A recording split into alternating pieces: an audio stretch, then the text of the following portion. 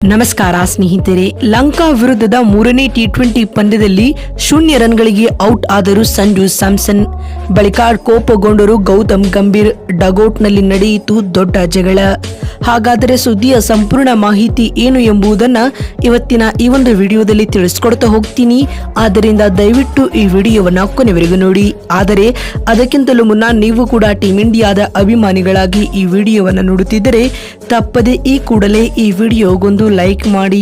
ಹೌದು ಸ್ನೇಹಿತರೆ, ಇಂದು ಶ್ರೀಲಂಕಾದ ಪಲ್ಲೆಕ್ಕೆಲೆ ಅಂತಾರಾಷ್ಟ್ರೀಯ ಮೈದಾನದಲ್ಲಿ ಭಾರತ ಮತ್ತು ಶ್ರೀಲಂಕಾ ನಡುವಿನ ಸರಣಿಯ ಮೂರನೇ ಮತ್ತು ಕೊನೆಯ ಟಿ20 ಪಂದ್ಯ ನಡೆಯುತ್ತಿದೆ ಸ್ನೇಹಿತರೆ. ಆದರೆ ಈ ಪಂದ್ಯದಲ್ಲಿ ಸಂಜು ಸ್ಯಾಮ್ಸನ್ 0 ರನ್ಗಳಿಗೆ ಔಟ್ ಆದ ಬಳಿಕ ಭಾರತ ತಂಡದ ಡಗೌಟ್ನಲ್ಲಿ ದೊಡ್ಡ ಹೈಡ್ರಾಮವೇ ನಡೆಯಿತು. ಹೌದು, ಈ ಒಂದು ಪಂದ್ಯದಲ್ಲಿ ಟಾಸ್ ಗೆದ್ದಂತಹ ಶ್ರೀಲಂಕಾ ತಂಡದ ನಾಯಕ ಚರಿತ್ ಅಸಲಂಕ ಮೊದಲು ಬೌಲಿಂಗ್ ಮಾಡುವ ಆಯ್ಕೆಯನ್ನು ಆಯ್ದುಕೊಳ್ಳುತ್ತಾರೆ.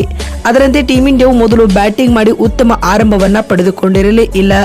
ಏಕೆಂದರೆ ತಂಡದ ಪರ ಓಪನರ್ ಆಗಿ ಕಣಕ್ಕಿಳಿದಿದ್ದ ಯಶಸ್ವಿ ಜೈಸ್ವಾಲ್ ಇಂದಿನ ಪಂದ್ಯದಲ್ಲಿ ಆರ್ಭಟಿಸಲಾಗದೆ ಕೇವಲ 10 ರನ್ಗಳಿಗೆ ವಿಕೆಟ್ ಒಪ್ಪಿಸಿ ಹೊರನಡೆದರು. ಅದಾದ ಬಳಿಕ ವಿಕೆಟ್ ಕೀಪರ್ ಕಮ್ ಬ್ಯಾಟ್ಸ್ಮನ್ ಆದ ಸಂಜು ಸ್ಯಾಮ್ಸನ್ 4 ಎಸೆತಗಳನ್ನು ಎದುರಿಸಿ ಡಕೌಟ್ ಆಗುವ ಮೂಲಕ ಮತ್ತೊಮ್ಮೆ ನಿರಾಸೆ ಮೂಡಿಸಿದರು. ನಂತರ ಶುಭ್ಮನ್ ಗಿಲ್ 39 ರನ್ಗಳ ಕಾಣಿಕೆ ನೀಡಿದರು. ಇದರೊಂದಿಗೆ ಟೀಂ ಇಂಡಿಯಾವು ನಿಗದಿತ 20 ಓವರ್ಗಳಲ್ಲಿ 9 ವಿಕೆಟ್ ಕಳೆದುಕೊಂಡು ಇದೀಗ ತನ್ನ ಮೊದಲ ಇನ್ನಿಂಗ್ಸ್ ಅಂತ್ಯಕ್ಕೆ 137 ರನ್ ಬಾರಿಸಲಷ್ಟೇ ಶಕ್ತವಾಯಿತು ಸ್ನೇಹಿತರೆ. ಮತ್ತು ಇದಲ್ಲದೆ ಕಳೆದ ಎರಡನೇ ಟಿ20 ಪಂದ್ಯದಲ್ಲಿಯೂ ಕೂಡ ಸಂಜು ಸ್ಯಾಮ್ಸನ್ ಗೋಲ್ಡನ್ ಡಕೌಟ್ ಆದರು. ಹೀಗಾಗಿ ಸಂಜು ಸ್ಯಾಮ್ಸನ್ ಕಳೆದ 2 ಪಂದ್ಯಗಳಿಂದಲೂ ಕೂಡ ವಿಫಲವಾಗುತ್ತಿದ್ದಾರೆ. ಇದರೊಂದಿಗೆ ಸಂಜು ಸ್ಯಾಮ್ಸನ್ ಅವರ ಕರಿಯರ್ ಬಹುತೇಕ ಇಲ್ಲಿಂದ ಅಂತ್ಯವಾಗಿದೆ ಅಂತಾನೆ ಹೇಳಬಹುದು.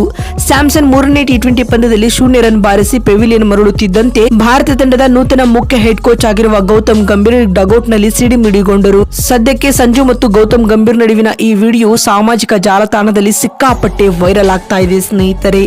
ಇದಕ್ಕೆ ಪರ ವಿರೋಧದ ಚರ್ಚೆಗಳು ಕೂಡ ನಡೆಯುತ್ತಿವೆ. ಸ್ನೇಹಿತರೆ, ನಿಮಗೆ ಅನಿಸುತ್ತದೆ ಸಂಜು ಸ್ಯಾಮ್ಸನ್ ಅವರಿಗೆ ಇನ್ನು ಮುಂದೆಯೂ ಕೂಡ ಟೀಂ ಇಂಡಿಯಾದಲ್ಲಿ ಅವಕಾಶ ನೀಡಬೇಕಾ ಅಥವಾ ತಂಡದಿಂದ ತೆಗೆದು ಹಾಕಬೇಕಾ ಅನ್ನೋದನ್ನ ಕಾಮೆಂಟ್ ಮಾಡುವ ಮೂಲಕ ತಪ್ಪದೆ ತಿಳಿಸಿ.